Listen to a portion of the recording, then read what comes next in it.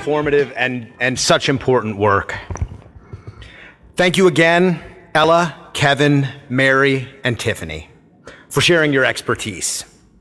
While our community is working hard to ensure our voices are heard, that work wouldn't mean much if it weren't for the caring people out there advocating for their loved ones. One such person is Patrick Simpson, a CF dad from Alaska. It's my great pleasure to introduce Patrick. Patrick?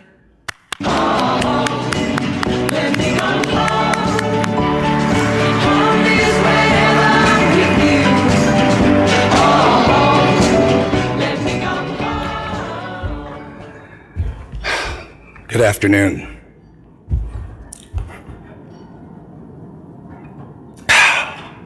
This is already hard.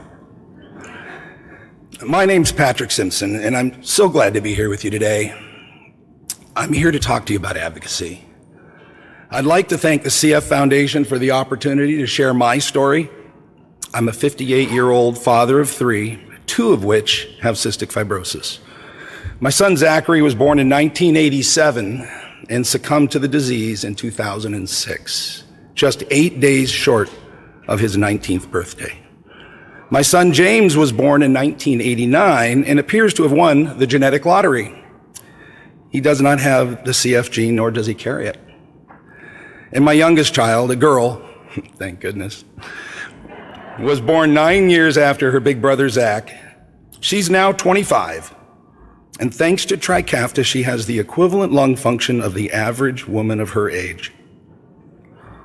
Let me say that again.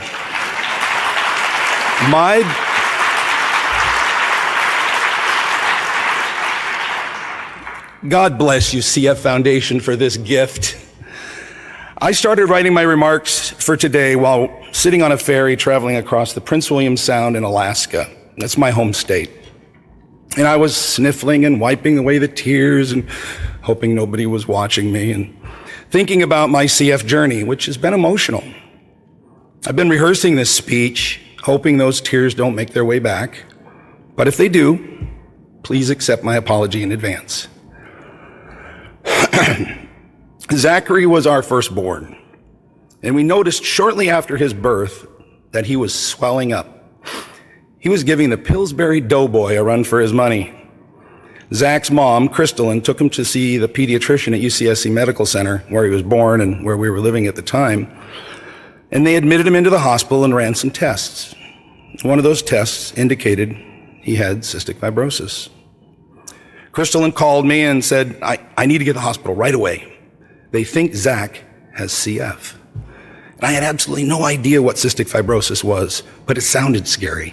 Very scary.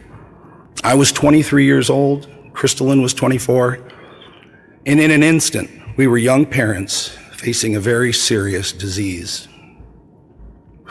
Now, as all of you know, raising children with cystic fibrosis is a challenge.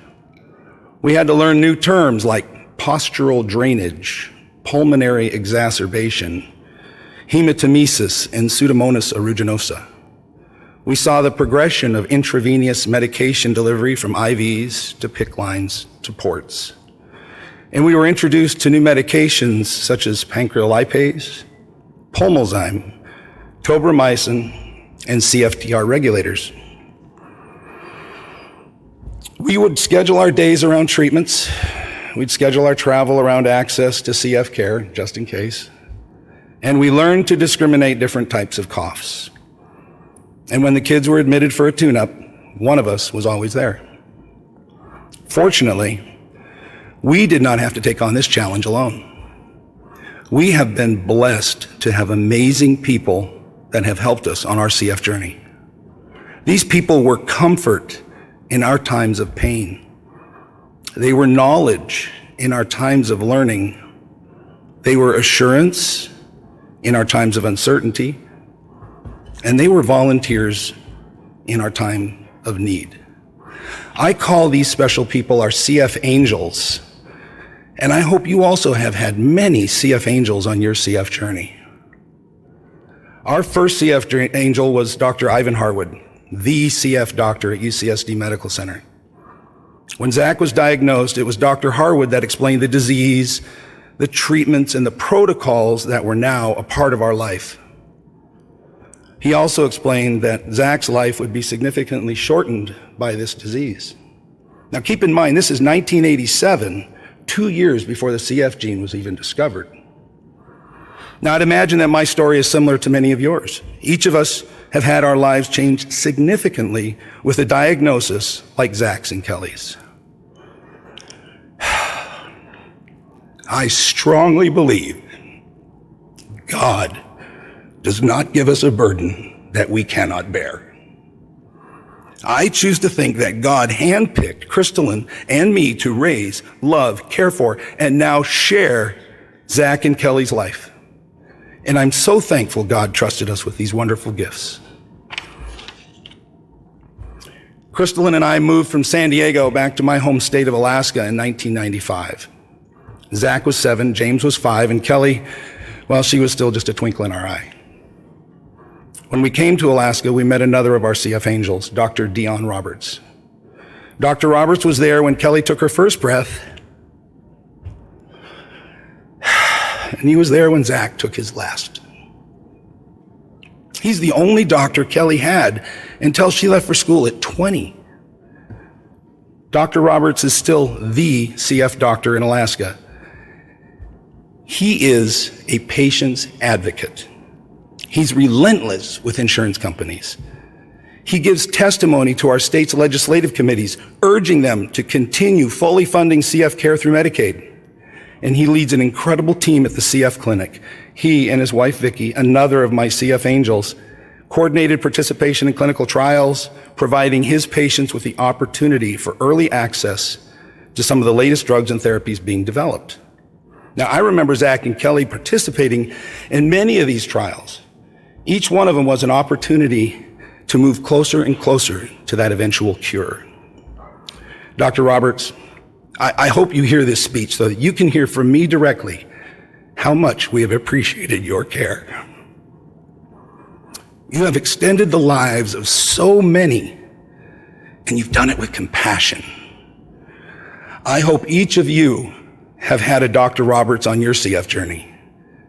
And if you have, I hope that you'll take every opportunity you can to thank them. Now, as Zach and Kelly grew, Christalyn and I began to participate in CF fundraisers. Christalyn's mother, Meryl, another of my CF angels, was a tireless Great Strides fundraiser. She carefully crafted a letter that she sent to everyone. If Meryl had your address, you got a letter. Meryl would raise $20,000 a year for her CF Great Strides. Christalyn and I would raise about a third of that in our Anchorage Great Strides. But Great Strides was not just a fundraiser for us, but it was also a time for coming together. The Great Strides is the only time other than the hospital where we'd see other CF families. And as all of us know in this room right now, there's something very special that happens when we come together. It's why this event is so powerful. In 1992, Marcia Vincent created the Lost Lake Run. It's a 16-mile mountain race near her hometown of Seward, Alaska. Marcia has 2 sons with CF, Dan and Scott, both now in their 50s. She had organized a local bowling fundraiser, but felt like she could do more. 2 of her close friends, Patty and Flip Foldegger, suggested a mountain race, and Marcia ran with it. My pun is fully intended there. Marcia created not just a race, but she created an event. So the night before, there's a big spaghetti feed. The day of the race, there's a barbecue with beer. We have a DJ and an awards ceremony. But after 15 years, in 2006, she was burned out. And she was looking for another CF family to take over the event. And Christalyn and I stepped in at this time. For me, it was a difficult time because Zach had just passed away, and I was feeling inadequate as a father. Could I have done more? Can I do more now? And then Marcia, another of my CF angels, comes along with the Lost Lake Run, and I saw an opportunity to apply my strengths, which lie in organization and planning, to a CF fundraiser that could raise thousands of dollars. We formed a nonprofit, populated the board with dedicated, caring, and industrial souls, and with lots of help from Marcia and her husband Billy, not to mention another 80 or so volunteers each year, we began organizing the Lost Lake Run. Since 2007, the Lost Lake Run has donated over $2 million to the CF Foundation.